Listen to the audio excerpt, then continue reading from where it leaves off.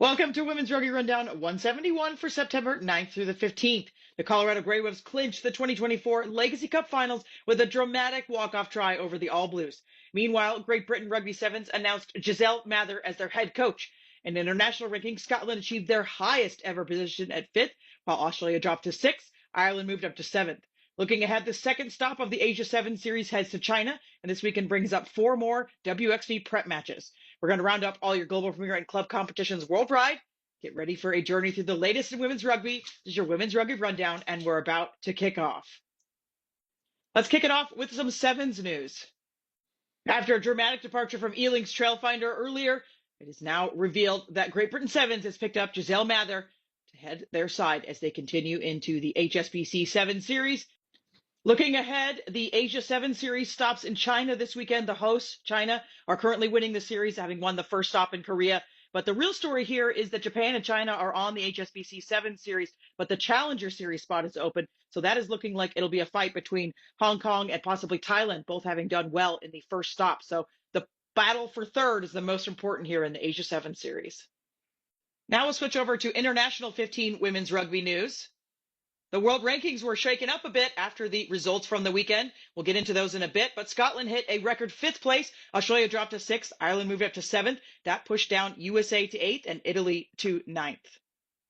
With only 1 week to go until the WXV competition kicks off, we've got 4 more matches ahead of you this weekend as teams make final preparations. South Africa versus Spain, Netherlands versus Fiji, Kenya versus Madagascar, and Wales will take on the Wallaroos.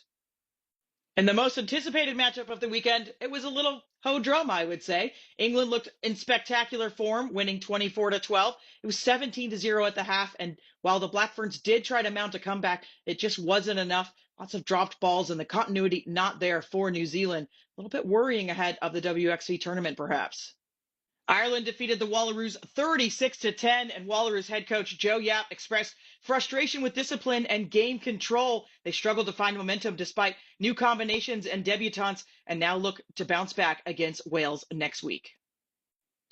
Australia had a second match on the weekend. They played their A side against Samoa in Samoa, and it was a very tight match. It came down to a penalty goal for the hosts, and they won it 20-17. In a first ever meeting of Scotland and Fiji, the Scots took this one home with a massive win, 59-15, running in 9 tries. Italy secured a 24-8 victory over Japan, but it was slow going in the first half until the second half when the dam broke open and 4 tries came running in. Italy looking good ahead of the WXV as well. Amy Barrett-Theron became the first female to referee 40 tests when she took charge of the Red Roses versus Black Ferns. The Colorado Grey Wolves secured a dramatic 31-27 win over the All Blues in the 2024 Legacy Cup Finals. The Grey Wolves scored a walk-off try after the All Blues took a late 27-24 lead. Of course, the WE League is coming. It'll be here in early 2025. And frankly, I can't wait to see this professional women's rugby competition get off the ground. In Spain, Majadahonda claimed their 3rd consecutive Iberdrola Super Cup with a dominant 41-12 win over Krat, kicking off their 24-25 season the same way they ended the last, with a title. Waikato's commanding 57-29 win over Counties Manukau to claim the J.J. Stewart Memorial Trophy highlighted the weekend's Dr. Farrah Palmer Cup action, positioning them as premiership favorites.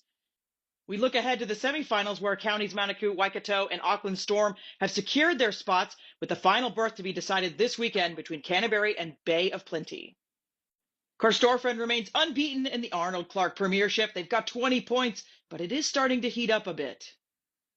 In the PWR Up Series, Saracens dominated Harlequins 45-19. Sail Sharks secured their first win of the season over Leicester, and Exeter's maintained their perfect record with a 29-17 victory over Bristol.